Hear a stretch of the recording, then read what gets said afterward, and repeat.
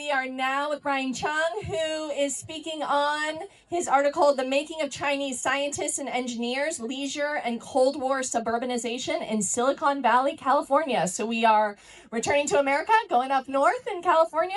I was just there actually with our Mellon Mays fellows. We had a conference at Stanford and I couldn't stop thinking about your article. So let's just start with introductions. Who are you? What's your field of study? All right. Hi, everybody. My name is Brian Chung, and I like to say, or I'm an Asian Americanist, and my friends and I like to joke that we are professional Asian Americans. But what that means, generally speaking, is that we explore Asian American communities as an opportunity to kind of explore and understand power dynamics in society, but also ways to think about alternatively of how to kind of challenge those power relations. And so the particular subfields that I look at are suburban and urban history, popular culture, as well as leisure and recreation. And this article, The Making of Chinese Scientists and Engineers, what motivated this particular exploration? Yeah, so I actually grew up in the area known as Silicon Valley, in the San Francisco Bay Area. And I would say I came of age during the dot-com boom. And so during that particular time, there was really this transformation of a regional kind of cultural identity and lifestyle.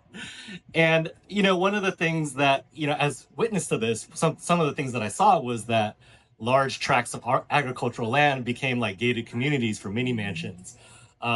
Shopping malls were being revitalized. And so we weren't shopping at Emporium Capwell anymore, but we were shopping at Nordstrom, which was very new at the time. There was newspaper articles about high-tech executives and CEOs in the newspapers and where do they live? What kind of cars did they drive? And so there was really this cultural discourse about what cultural lifestyle was like and what it meant to be suburban in Silicon Valley. And so as a young impressionable teen, that's what I thought was normal, was this kind of lifestyle of consumerism, consumption, having nice things. I worked as a busboy at a fine dining Chinese restaurant at one time. And you could sort of see, at lunch, all these people working at Google would come and order these, large meals, hundreds of dollars just for lunch. And so I was really curious about what was this idea of being suburban in Silicon Valley and what were these cultural ideas about leisure and what people did outside of work that was actually just as important as what they did at work.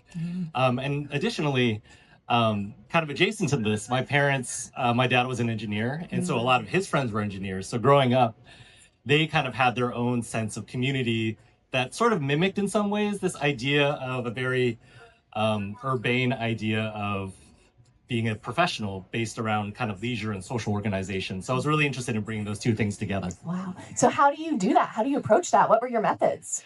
So I know I'm sitting in front of a trained historian, and I'm not a trained historian by academic discipline. I got my degree in American Studies, but my favorite academic discipline to read from is cultural history. Yeah. And so I really wanted to write a cultural history thinking about leisure.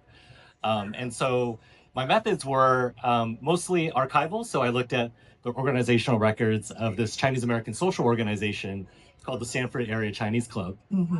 And this was at special collections at local universities like at Stanford. And so I just combed through their records. It was decades of records about what they did for fun, where do they go to eat, who do they hang out with.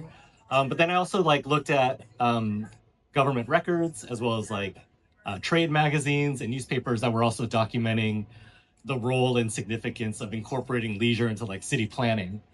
And so together I looked at I looked at different libraries and public libraries too. Yeah. I love it. I just love poring over documents. Yeah. Okay, so we're going to do some scene setting, right? So my first question is, so you're focusing on U.S. born and foreign born Chinese individuals and communities after World War II. What does the audience need to know generally about Chinese American communities and individuals after World War II to understand your work? Yeah, so something that I learned while researching this project was that Chinese communities in Northern California, particularly Silicon Valley, were very diverse in terms of national origin, class, but also their politics. And so for Chinese Americans, a lot of them were coming from urban Chinatowns They were descendants of 19th century laborers. Some came from rural areas. And so they had a very specific political consciousness about being a minority in the United States.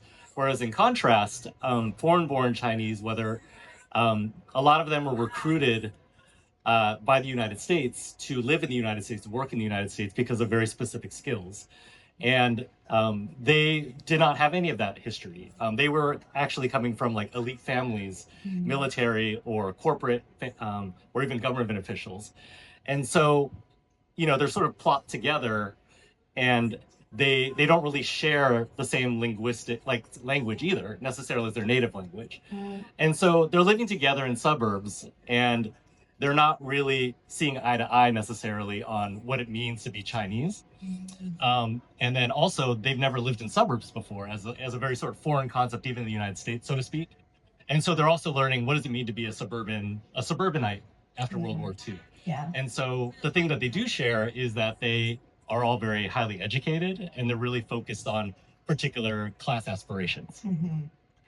You've already painted such a great picture. The one piece I want to add to the context is like the science engineering milieu of this area, right? Why is that significant for your story? Yeah, I mean, I think the history of Silicon Valley is that it was really built around the developments of science and technology that was funded by U.S. military defense spending. And so after World War II, different universities as well as companies like Hewlett-Packard, they started to get millions and millions of dollars of defense spending. And so the local governments, regional governments begin to see this as a really great opportunity to rebrand the region as this place where where the best and the brightest science and engineers can live. So a part of the story is really about the kind of cultural milieu of science and technology. Not necessarily the work itself, though that is very important, but you have a lot of different interests who really want to recruit these college-educated graduate students. And the way that they want to do that is by selling and promoting the place as like a very exciting place for young people to live. And so what they're doing is they're promoting the great weather, the public amenities, like you can go skiing and then go surfing on the same day. They're talking about like horseback riding, and so they're really trying to promote a very cultural idea about what it means to be a technology professional. And it's this idea of cultural sophistication, and a lifestyle. And so things like architectural aesthetics actually become part of that conversation, where mid-century modern that we're all very kind of familiar, well, maybe some of us are familiar now in terms of what's a valuable looking home, becomes the norm of what a prestigious place to work is supposed to look like. So people want to work at these kinds of places because it connotes certain ideas. And all of this is kind of set against the backdrop of racial segregation and discrimination in the housing markets. And so it's really bringing these two kind of conversations together about the rise of this particular cultural lifestyle that actually intersects a lot with racial exclusion. Yeah. So tell us some of the major arguments you make as you're looking at this general cultural milieu, and you're looking at the choices that the Stanford Area Chinese Club are making about leisure, about belonging. What are some of the things you find? Yeah. I think one of the things the major points that I thought about when researching this was that I think in general histories about California suburbs is that there's not a lot of information about Asian Americans and their place in suburban racial segregation histories. And something that I really learned from this was that Asian Americans, particularly Chinese Americans, were not sort of sidelined, but actually very active participants in creating this kind of racially segregated geography. And so there's kind of two things that kind of form the basis of this argument, or this idea is one, that the Stanford Area Chinese Club, they had to work really hard to carve out a space to feel like they belonged in a place that was very socially hostile to Chinese professionals, even if they had the same credentials and whatnot as their white peers. And a lot of what they did to feel like they belonged was to kind of copy what their white peers were doing after work, like going out for happy hour, or going out to dinners, having talks with invited lecturers, like at Stanford. You know, they wanted to have that intellectual life that their colleagues were having, but that they weren't a part of. But on the other hand, I think the other thing that is also important to take note of is that they sort of just reproduced the same idea of what a suburban life was supposed to be like. And so they really believed that their community needed to be very homogenous, that the social club had to just be people of the same educational background or same class aspirations. In fact, many people who were part of this organization really looked down upon Chinese Americans who had leftist politics or were really involved in the civil rights movement. They looked down upon people who were considered working class or identified as working class. And so I think one thing that we're also sort of seeing is that Chinese Americans played a role in reproducing certain cultural ideas of what was normative about suburbs at this time, even as they tried to create space for themselves. Do you see, and maybe these wouldn't show up in your source base, but are there any kinks in that armor?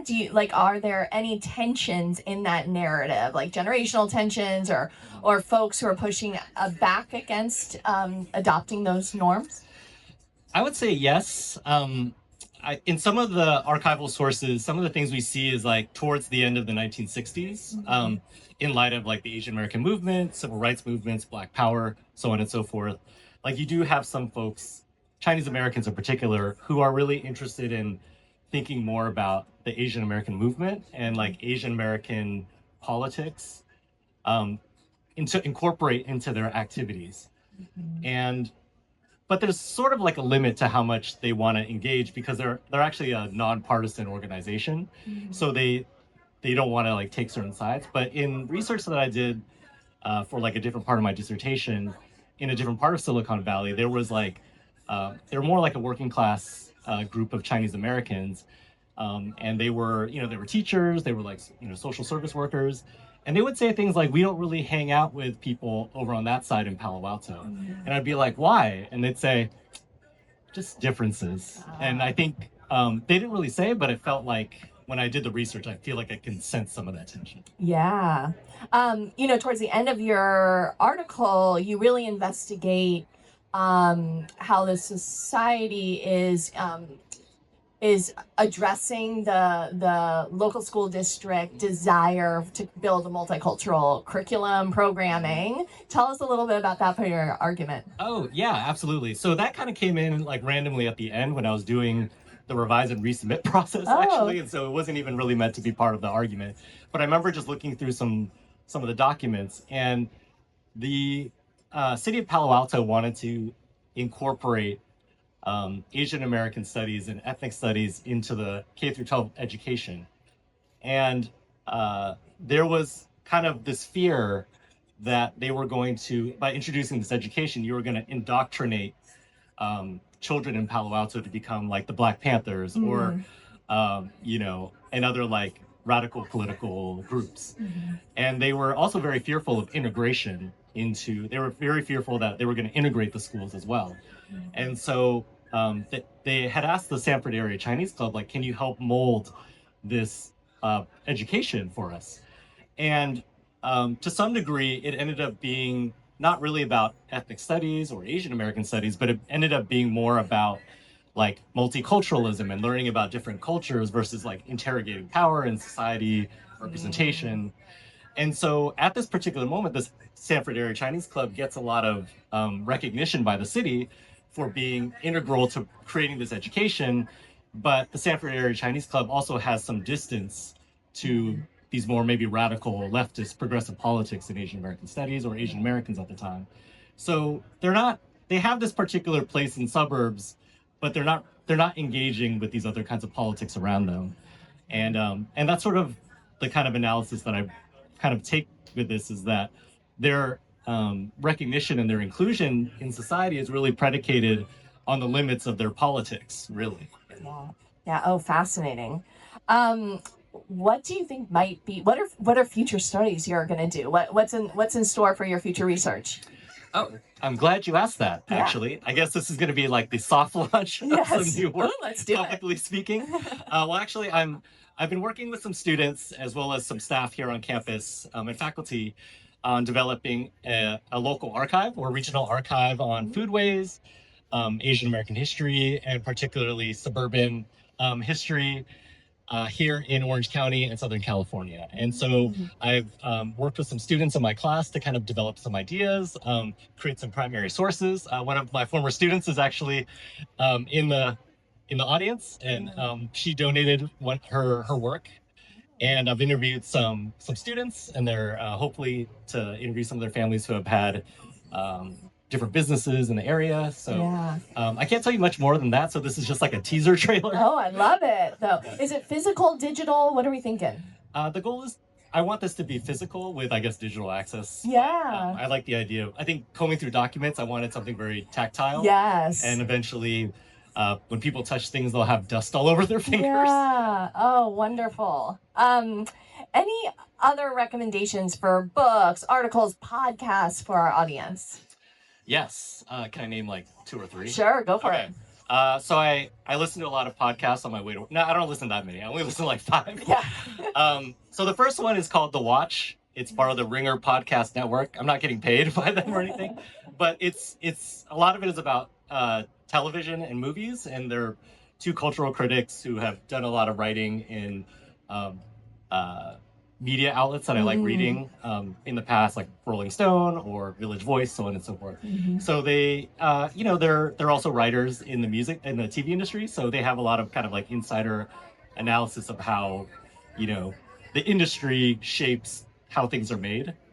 The other thing I'm listening to is a podcast called Button Mash, because I really got back into video games. And so there are 2 guys who are really into video games, or multiple people, and so they kind of just review video games, but they also kind of go into the history of the making of these video games and who made them, also industry stuff.